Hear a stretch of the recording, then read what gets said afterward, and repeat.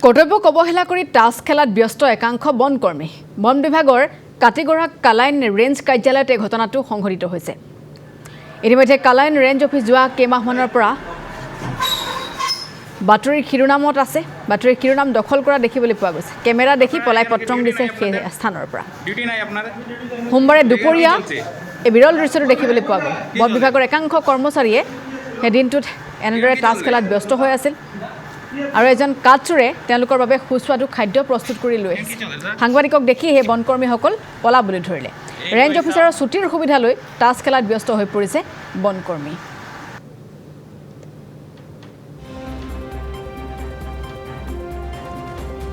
সোমবাৰৰ দুপৰীয়া এনেধৰণে এটা চৰকাৰী কাৰ্যালয়ৰ ভিতৰত টাছ পাত খেলাত ব্যস্ত হৈ পৰিছে এইসকল একাংশ বনকৰ্মী। বন বিভাগৰ কাটিগড়া কালাইন ৰেঞ্জ কাৰ্যালয়ত এই ঘটনাটো সংঘটিত হৈছে।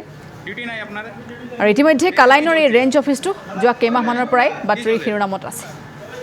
সোমবাৰে দুপৰীয়া এনেধৰণে বন বিভাগৰ একাংশ কৰ্মচাৰীয়ে টাছ খেলাত ব্যস্ত হৈ আছিল আৰু সেই সময়খিনিত কাঠচোৰে তেওঁলোকৰ বাবে সুস্বাদু খাদ্য প্ৰস্তুত কৰি আনিছিল। অৰ্থাৎ এই বনকৰ্মীসকল আৰু কাঠচোৰৰ মাজত কেনেধৰণৰ সনা পিটিকা আছে সেয়া তাতে স্পষ্ট হৈ পৰিছে।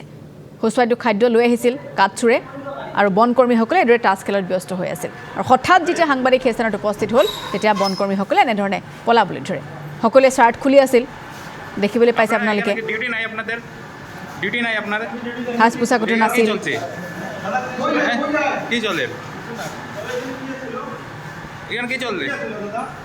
টাছ খেলাত এইদৰে ব্যস্ত হৈ থাকোঁতেই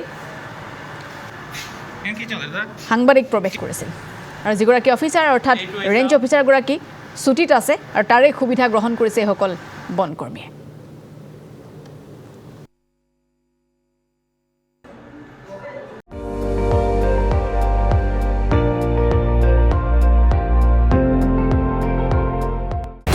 আপুনি চাই আছে ND24 সৰ্বশ্ৰেষ্ঠ নহয় সৰ্বোত্তমৰ দৌৰ।